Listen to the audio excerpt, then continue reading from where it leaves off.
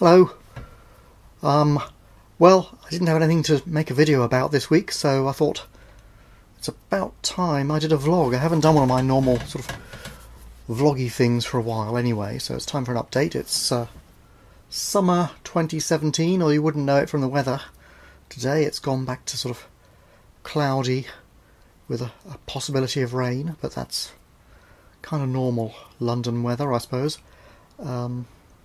Actually, we've been having quite a good summer. Warm weather for a few days every now and then it goes back down to sort of grey and cloudy for a bit, and a bit of rain, and then back to sunny again, which is good, because in a normal English summer it doesn't go back to sunny again. You get like one or maybe two spells of glorious sunshine, and then that's basically it, and these spells are a few days long, a week or two, and that's it. But we've been getting like several days of sunshine, then a few days of normal sort of crummy weather, then back to sunshine again and again.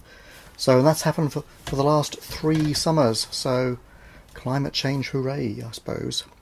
I think, anyway. At least it's affecting us well. Unfortunately, it's probably not affecting the rest of the planet so well. And I've been thinking about this. And in a way, climate change is the least of it. I know that's what all the propaganda is about, and whether it's human generated or not doesn't matter. There's no excuse for polluting the planet anyway, really. But I was looking at a paper by Paul Ehrlich and others published in the Proceedings of the National Academy of Science this month, where they studied the ranges of animals over the last century, basically, from 1900 up to 2015. Now the range is like the area of the Earth that they cover, where they can be found, basically. And they did a sample of half of all vertebrates. I forget how many, tens of thousands anyway. And what they found was that 32% of them have decreasing ranges, which I suppose you'd expect as human populations increase and we exploit more and more of the Earth. Then the animals are being pushed aside, new cities are being built, and so on and so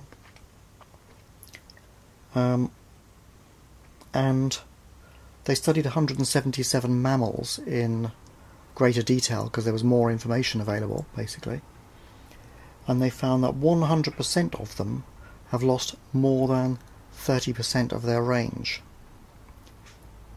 And in fact, more than 40% of them have lost more than 80% of their range. And the conclusion was, if we don't stop this within about 20 to 30 years, the ecosystem will suffer a catastrophic collapse, and civilization ultimately, they didn't say that, but civilization will be unsupportable at that point if too many species go. Because as their range reduces, these 40% which have lost more than 80% of their range, that also implies that they've lost 80% of their population, roughly, maybe slightly less. So a lot of these are not endangered species at all. But if the range keeps on shrinking and shrinking and shrinking, at some point large numbers of animals at the same time will all become endangered, as their ecosystems all collapse simultaneously as the animals die off. And what can we do about it? Human population is projected to peak at around 11 billion. Because we've been vaccinating people to prevent child deaths, it means parents are having fewer children because they know they're going to be supported in their old age, because the children aren't going to die. but there's still a generation or so to go before that process is complete, and the replacement levels drop. And the peak is thought to be 11 billion or so. We're at 7 at the moment. But the Earth can't support that many people anymore, it looks like. Mainly because the rich countries are using up too much stuff. We would need 3 whole Earths to support the Western lifestyle, particularly the American, USA lifestyle, but you can take the West as a whole, really.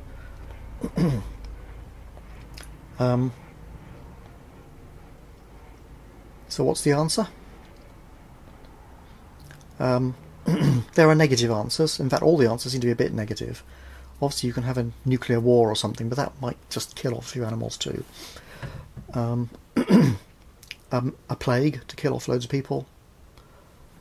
Maybe there are people planning these things, and they're very negative. The most positive approach is Agenda 21 from the United Nations.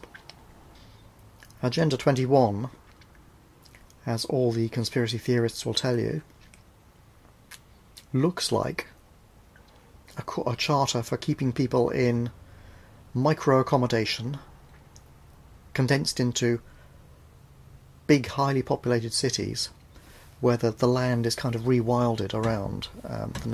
So people are moved out of the land and into big cities in micro-accommodation at a basic but probably not very good standard of living compared with what we're used to now. And they will be subject to surveillance, of course, because it's that kind of situation in a big city. Everybody's under... I mean, in London here, you're caught on... This was some years ago, you were caught on something like 114 cameras a day on average, or something, on going to work and coming back again. It's probably more now. Obviously you'll be subject to surveillance through your mobile phones or whatever the technology is going to be in the future, the embedded chips or whatever. And you'll be subject to corporate rule. The Agenda 21 is kind of a charter for corporate domination of society. But does anyone have a better idea that we can implement? Because given that the corporations already dominate government, we're probably going to have to go down that road until corporations themselves become unsustainable for whatever reason, and society will change again. But I don't think we can get out from under the corporate boot very easily. So that is the future. I'm thinking about it. I've got to read the Agenda 21 stuff properly, and I might make a video about it at some point. But those are the lines I'm thinking along. It's the least bad solution that has been come up with, and which is politically feasible. And only just feasible even then, because you somehow have to stop people buying tons and tons of junk that they don't need, and you then have to stop the corporations advertising all this garbage that we buy that we don't need. So it would require a significant change of culture, and really the end of capitalism as we know it. And even to some degree the end of corporatism as we know it. Certainly the corporations would have to change a lot to stop brainwashing us with adverts for junk we don't need. And the population themselves have to be brainwashed into accepting an economically and ecologically stable and sustainable lifestyle. We in the West would have to cut our standard of living by about 2/3. Basically, and people in the rest of the world have to not improve their standard of living much. It's tough. Does anyone have a better idea?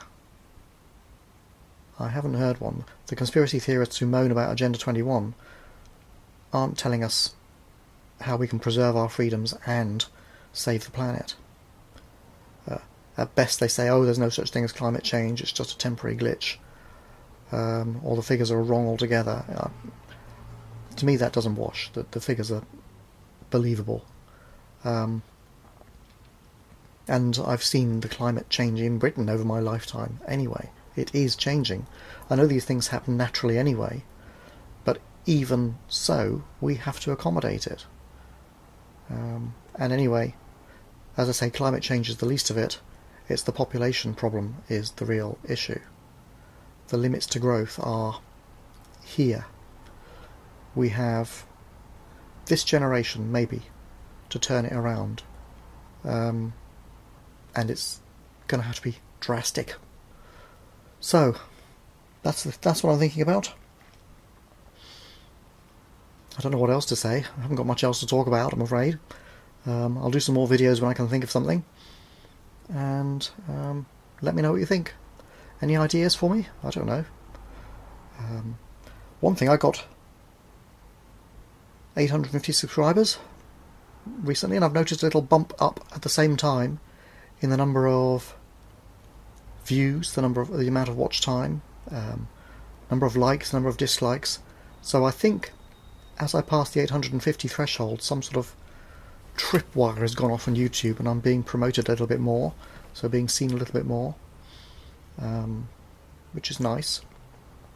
Maybe it'll get somewhere, but I don't know if it's caused by that or not. But it's certainly, when I look back over the last 90 days, there's a definite increase over and above the trend. So something has happened. It's only little, like 10, 15, 20% increase, something like that. It zigzags, so it's hard to tell, but it's something like that.